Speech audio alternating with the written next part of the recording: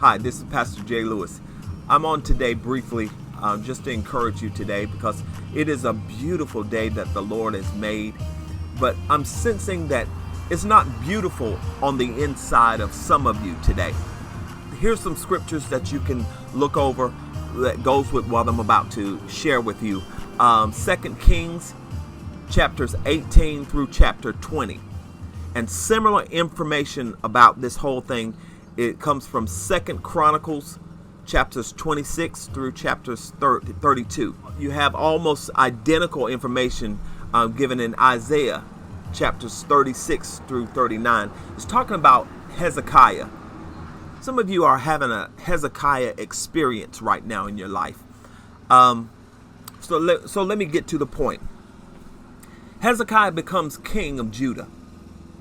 And then he purges Judah of idolatry. I mean, he just sets things in line in Judah. He was a far better king than his predecessors.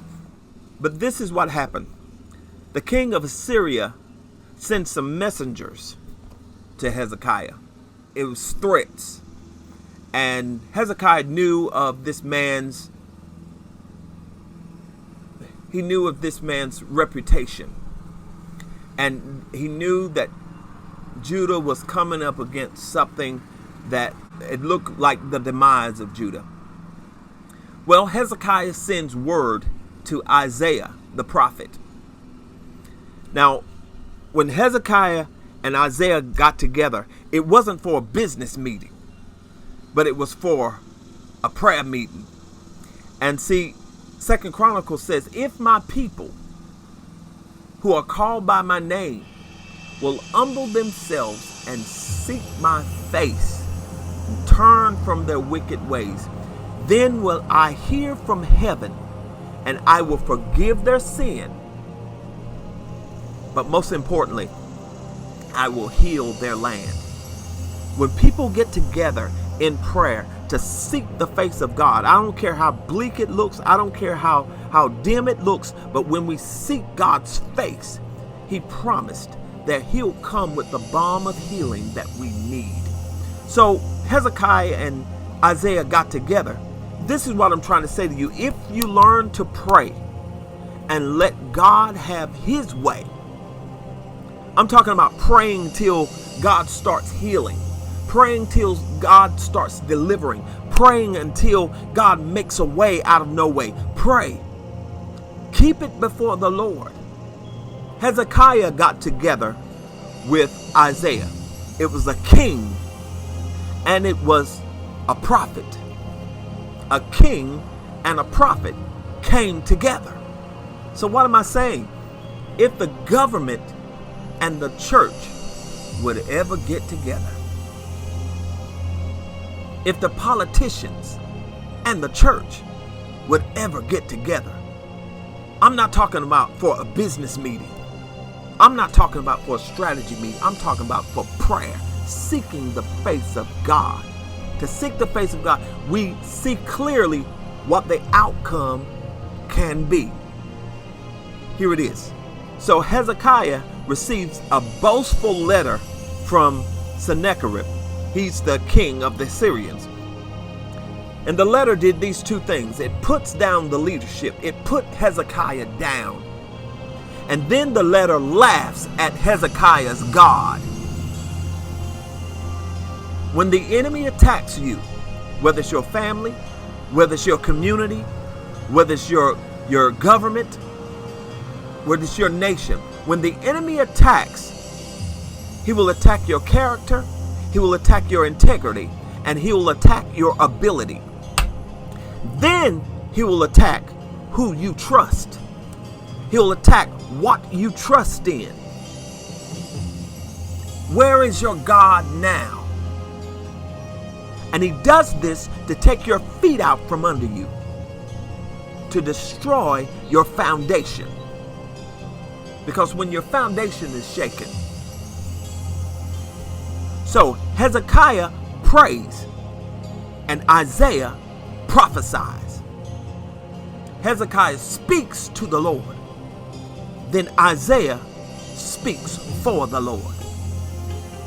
It's good to pray to God, but how many of y'all know that sometimes we got to hear from God?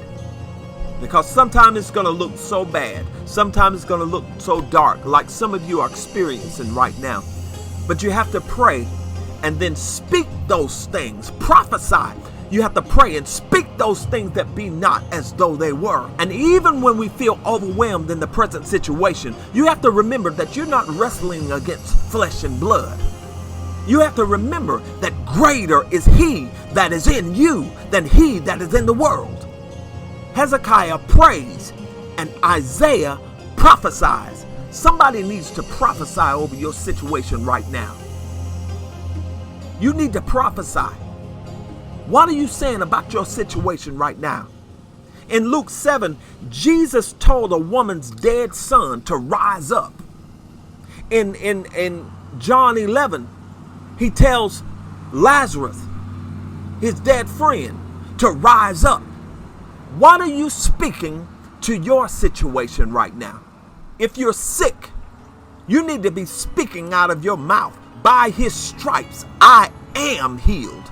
Some of you have lack in your life, lack in your home. You need to be saying, the Lord is my shepherd. I shall not want. There's unrest in our nation right now. You need to prophesy to your situation. The Lord is my refuge. The Lord is my fortress. In him will I trust. What are you saying to your situation right now? So after Hezekiah prays and Isaiah prophesies, this is what happens. An angel then killed 185,000 Assyrians at night in their camp. When you are attacked, know that when you are hurt, God is hurt. Know that when you cry, God is hurt. And he says, vengeance is mine, says the Lord. I don't care what they're saying about you. I don't care what they're doing against you. When you hurt, God hurts, because you are his child. And he says, vengeance is mine. This is my battle. This is my fight, because he's touching my children. They're messing with my people. In Exodus 14:14, it says, the Lord will fight for you, and you have only to be still. Let me tell you what being still means. Being still means that I know in act and deed that God is with me. He's leading me, and I have surrendered to his guidance. Be still and know that I am God. And there's one more thing I just want to share with you about the Hezekiah's story. Hezekiah falls ill. He falls ill and he thinks he's going to die. He thinks that this is the end. But his God responded. And he promised Hezekiah to have 15 more years to his life. So just when Hezekiah thinks that it was it for him, God adds years to his life. You, my brother, you, my sister, need to hear this. When you are faithful to God, when you are faithful to his word, he can take you and your situation and redeem the time. He can turn the clock back on your blessing. He can turn the clock back on your miracle. Just when you think it's over, just when you think that there cannot be a sunshine coming up, he'll turn the clock back on your situation. You will live and not die. You won't have to wait until you get to heaven to receive the blessings of God. He wants you to receive the blessings of God on earth, where you are right now. He wants you to experience his goodness, his greatness, his blessings right now. So what do? Keep an honest heart before the Lord. In the Bible, it says David was a man after God's own heart. But he was a man after God's own heart because He kept an honest heart before the Lord. He was like, hey, Lord, I know I got this problem with my flesh. It's those women, Lord. I know I got this problem in my flesh.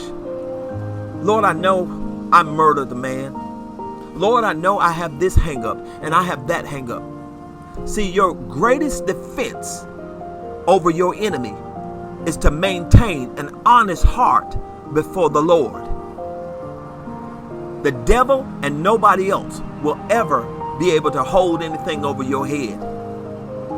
So, remain honest before the Lord. Keep your heart right before the Lord. Keep your mind right before the Lord. Stay faithful to the Lord and faithful to His word. And I promise you, you have not seen your better days. Have a great day.